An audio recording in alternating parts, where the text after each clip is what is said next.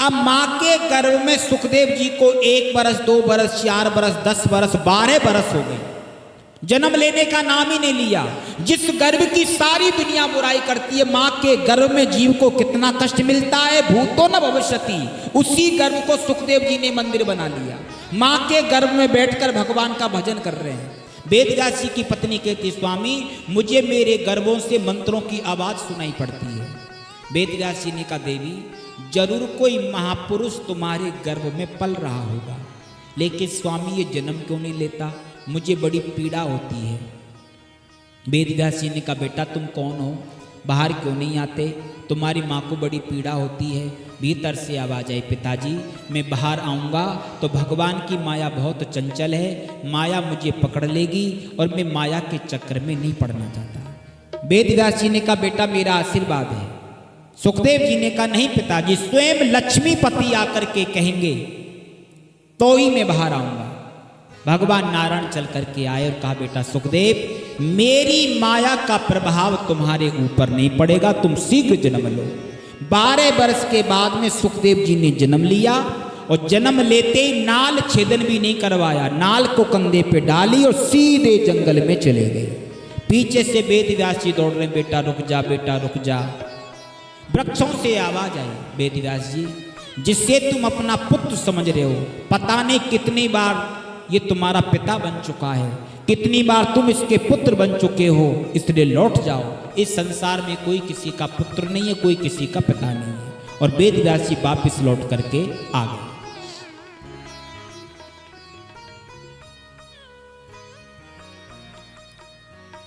अब सूत जी महाराज ने सौनकादि ऋषियों के 6 प्रश्नों के उत्तर दिए, जिसमें से पहला प्रश्न था, मानव के लिए परम धर्म क्या है। सूत जी महाराज कहते हैं, ऋषियों मनुष्य के लिए परम धर्म है ठाकुर जी के चरणों में प्रेम होना, भगवान के चरणों में प्रेम होना, और भगवान से जो प्रेम हो वो निष्काम होना चाहिए, उसमें किसी प्रकार की कोई कामना नहीं होनी चाहिए। निष्काम प्रेम ही सर्वोत्तम धर्म है। मंदिर हम इसलिए नहीं जाएं कि बदले में कुछ मिल जाए, मंदिर हम इसलिए जाएं क्योंकि मंदिर जाना हमारा एक धर्म है। यात्रा करने हम इसलिए नहीं जाएं कि बेटे की नौकरी लग जाए या बेटे की शादी हो जाए, यात्रा करने हम इसलिए जाएं क्योंकि यात्रा करना भी हमारा एक धर्म है। निष्काम प्रेम ही सर्वोत्तम धर्म है। दूसरा प्रश्न किया, मंदिर में पूजा करने जाते हैं तो बहुत सारे देवता बैठे हैं, इनमें से श्रेष्ठ किसको समझे। सूत जी महाराज कहते हैं, निंदा कभी किसी की मत करो और निष्ठा हमेशा एक में रखो। जैसे एक वृक्ष की जड़ में हम रोज पानी डालते हैं और वृक्ष जब बड़ा होता है तो उसमें से सैकड़ों डालियां निकलती हैं, लाखों की संख्या में पत्ते आते हैं, हजारों की संख्या में पुष्प आते हैं, हजारों की संख्या में फल आते हैं, पर वृक्ष की जो जड़ है वो एक है। इसी प्रकार ये जितने भी देवी देवता हैं, इन सब के मूल तो द्वारिकाधीश हैं। बाकी जो देवता कोई डालियां हैं, कोई फूल हैं, कोई पत्ते हैं, कोई फल है। निंदा किसी की मत करो, निष्ठा लगन हमेशा एक में रखो। एक साधे सब सदे, सब साधे सब जाए। एक को पकड़ोगे तो सबकी पूजा हो जाएगी और सबके पीछे भगोगे तो एक भी चला जाएगा। और भी साधारण तरीके से समझ लो, जैसे हर व्यक्ति का कोई ना कोई देवता एक इष्ट होता है। कोई राम जी से प्रेम करता है, कोई कन्हैया से प्रेम करता है, कोई बालाजी से प्रेम करता है, कोई माता जी से प्रेम करता है। अब मान लो कोई कन्हैया को चाहने वाला व्यक्ति है, अभी 26 फरवरी को शिवरात्रि आएगी तो वो व्यक्ति शिव जी के मंदिर में भी जाएगा, तो शिव जी से क्या प्रार्थना करेगा। अब उसके रोम रोम में कन्हैया बसे हुए हैं, ठाकुर जी को दिल से प्रेम करता है, हर महीने वृंदावन जाता है, हर महीने गिरिराज जी जाता है, दिल से कन्हैया को प्रेम करता है, तो फिर वो शिव जी से जाकर के क्या कहेगा।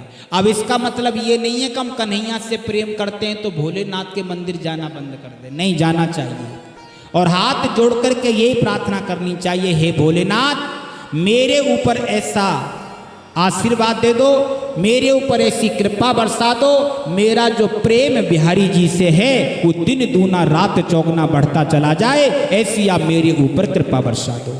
निंदा कभी किसी की मत करो, निष्ठा लगन हमेशा एक में रखो। तीसरा प्रश्न किया, वेदों में परमात्मा का नाम अजन्मा बतलाया है। अजन्मा किससे कहते हैं? जिसका कभी जन्म नहीं होता। अगर परमात्मा अजन्मा है तो माता कौशल्या का राम कैसे बना, माता देवकी का कृष्ण कैसे बना?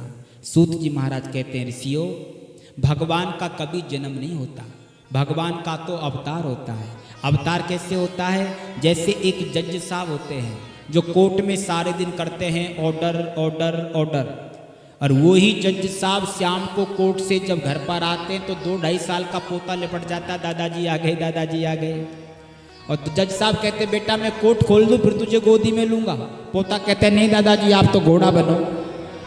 दादाजी को कोर्ट ने खोलने दिया, घोड़ा बना लिया। फिर पोता कहते हैं, नहीं दादाजी आप तो ऊंट बनो। जज साहब घोड़े से ऊंट बन गए, पोते को कंधे पे बैठा लिया और घर के आंगन में घुमाने लगे। जैसे एक पोते के प्रेम के बस एक जज साहब कभी घोड़ा बनता है, कभी ऊंट बनता है, इसी प्रकार मेरा ठाकुर भक्तों के कल्याण के लिए कभी बामन बन करके आता है तो कभी नरसिंह बन करके आता है। गोस्वामी